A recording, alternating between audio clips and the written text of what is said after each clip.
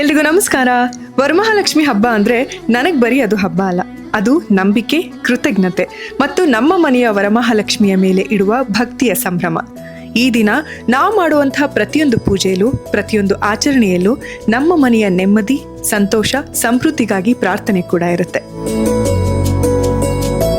ದೇವಿಗೆ ಏನನ್ನೇ ಅರ್ಪಿಸಿದ್ರು ಅದು ನಮ್ಮ ಭಕ್ತಿಯಷ್ಟೇ ಪರಿಶುದ್ಧವಾಗಿರ್ಬೇಕು ಅನ್ನೋದು ನನ್ನ ನಂಬಿಕೆ. ಅದಕ್ಕೆ ರೇಷ್ಮೆ ಸೀರೆ ತೆಗೆದುಕೊಳ್ಳುವಾಗ ನಾನು ಯಾವಾಗ್ಲೂ ಸಿಲ್ಕ್ ಮಾರ್ಕ್ ಇದೆಯಾ ಅಂತ ನೋಡ್ತೀನಿ. ಯಾಕಂದ್ರೆ ನಿಜವಾದ ಶುದ್ಧ ರೇಷ್ಮೆಯ ಮೇಲಿನ ನನ್ನ ನಂಬಿಕೆಯ ಸಂಕೇತ ಅದು. ನಮ್ಮ ದೇಶದ ರೇಷ್ಮೆ ಪರಂಪರೆ ಇದು ಬರೀ ಒಂದು ಸೀರೆ ಅಲ್ಲ, ತಲತಲಾಂತರಗಳಿಂದ ಈ ಕಲೆಯನ್ನ ಉಳಿಸಿಕೊಂಡು ಬಂದಿರುವ ನಮ್ಮ ರೇಷ್ಮೆ ಕೃಷಿಕರ, ನೇಕಾರರ ಪರಿಶ್ರಮ, ಅವರ ಕೈಚಳಕ, ಅವರ ಬದುಕು ಇವೆಲ್ಲವೂ ಸೇರಿಕೊಂಡಿರುವ ಒಂದು ಸುಂದರವಾದ ಪರಂಪರೆ.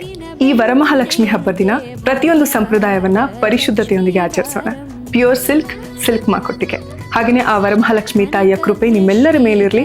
ಸದಾ ನೆಮ್ಮದಿ, ಸಂತೋಷ ನಿಮ್ಮ ಮನೆಗಳಲ್ಲಿ ಬೆಳಗ್ತಾ ಇರಲಿ. ಒಳ್ಳೆಯದಾಗಲಿ.